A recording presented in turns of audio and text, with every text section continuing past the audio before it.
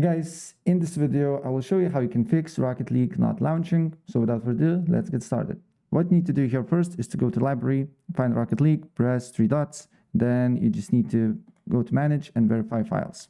And then you just need to wait for a couple of minutes until file is done.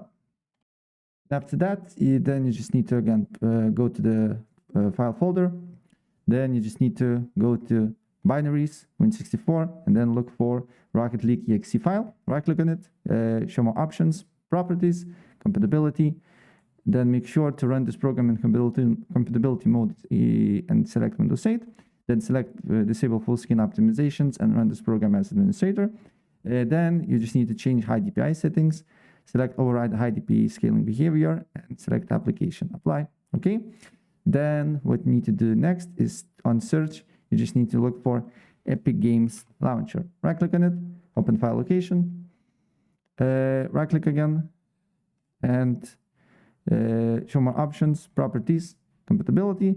Make sure to do the same here as well, right? And then change high DPI settings, override high DPI scaling behavior, application, apply OK.